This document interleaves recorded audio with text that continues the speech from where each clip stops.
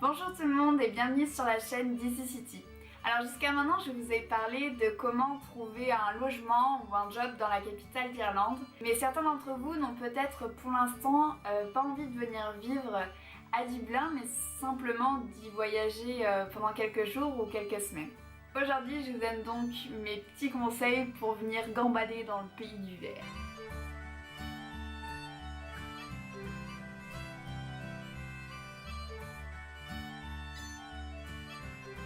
Lorsque vous décidez de voyager à Dublin ou n'importe où ailleurs, essayez de vous demander quel genre de voyage vous avez envie de faire. Est-ce que c'est pour sortir beaucoup? Est-ce que vous voulez manger souvent au restaurant? Est-ce que au contraire vous préférez plus faire des visites culturelles, de la marche, des découvertes?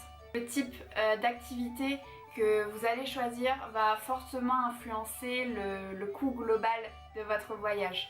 Ensuite, pour avoir les meilleurs prix, que ce soit pour les vols ou pour votre logement, il n'y a pas de secret, il faut s'y prendre à l'avance. On oublie assez souvent que plus la réservation se rapproche de notre départ, plus les prix sont élevés. La préparation, ça vous permet également de pouvoir calculer les distances avec Google Maps par exemple, de votre logement au site que vous voulez visiter. Qu'est-ce que ça vous apporte ? Tout simplement d'anticiper si vous allez avoir besoin d'un bus, d'un métro, du tram, d'une soucoupe volante, etc.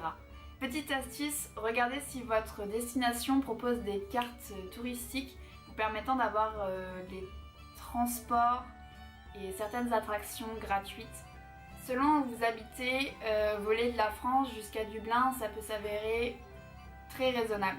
Favorisez évidemment les compagnies low cost comme Ryanair ou Aer Lingus. Et si vous voulez être sûr que votre billet est le moins cher, vous pouvez toujours aller sur les comparateurs de vol. Alors il y en a un bon panel sur internet, mais mon préféré c'est Skyscanner. Il est vraiment simple et le design est plutôt cool. Et surtout, il vous ouvre pas 95 pages de pub pour des hôtels à côté. Et ça, j'apprécie.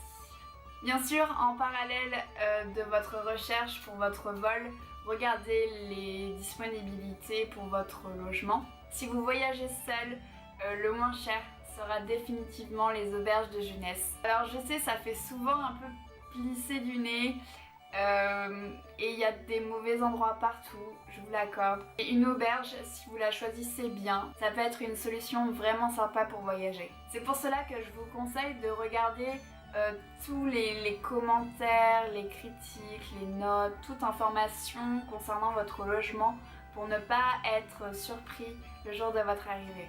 Attention néanmoins parce que vous avez toujours des personnes négatives, des personnes qui n'ont pas compris le concept d'auberge de jeunesse. Leurs critiques sont à considérer seulement si dans l'évaluation globale, le négatif l'emporte sur le positif. Si vous voyagez à deux ou plus, il est souvent moins cher de louer un appartement ou une chambre privée, le prix étant divisé entre vous et vos compagnons de voyage. C'est une option vraiment sympa, un peu plus cosy que l'auberge et que personnellement j'aime utiliser quand je pars avec des amis. Une fois que vous avez votre billet d'avion, que vous avez réservé votre logement, il vous reste une chose à avoir, c'est le sésame, le joyau du transport en commun, c'est la Leapcard. Je vous montre ça. La Leapcard, comme ceci. Que vous restiez à Dublin pour 3 ou 10 jours, prenez cette carte parce que je vous assure que les prix des bus de ville vont vous faire pleurer. Elle coûte 5 €, elle est pour l'instant valable à vie. Vous la rechargez du montant que vous souhaitez et vous pouvez même récupérer cet argent après votre départ. Sérieux quoi? Quand on n'en veut pas, il est là et quand on en veut, il est pas là. Désolée pour la luminosité, j'ai tiré le rideau parce que sinon on va jamais terminer. Vous avez aussi, il me semble, des prix réduits pour les étudiants, donc de toute façon, quand vous voyagez, partez toujours avec vos cartes étudiantes parce que vous seriez surpris du nombre de restaurants, de magasins, de cinémas où vous avez des formules spéciales pour ce statut. Petit tuyau, c'est cadeau, c'est pour moi. Dublin c'est beau, c'est bien, mais l'Irlande elle est tellement belle que vous auriez tort de vous priver du reste. Par chance, c'est plutôt simple de partir de la capitale parce qu'il y a des transports à gogo. Cerise sur le gâteau, l'Irlande est un pays de taille moyenne, alors on peut rejoindre les grandes villes aux quatre coins assez rapidement. Encore une fois, quand vous êtes seul, le transport le plus rentable, c'est le bus. Et à la différence des bus de ville, ceux qui sortent de Dublin sont vraiment abordables. Vous avez plusieurs compagnies, même si personnellement j'ai utilisé que Bus Ariane, qui est d'ailleurs très bien. Donc à vous de choisir dans quel carrosse vous avez envie de partir. Juste pour vous donner du concret, un aller-retour aux mêmes dates pour Galway coûte 21 €, pour Cork 26 et pour Belfast 20 €. Si vous êtes à plusieurs et que vous avez envie un peu de vous perdre dans la campagne irlandaise, la meilleure option peut être de louer une voiture. Néanmoins, attention parce qu'il y a des règles assez strictes en Irlande pour ce type de location. Il faudrait avoir dans l'idéal 25 ans et être conducteur confirmé. Si vous avez moins de cet âge, il vous reste quand même quelques compagnies qui acceptent de vous louer une voiture, mais vous allez payer la caution bonbon.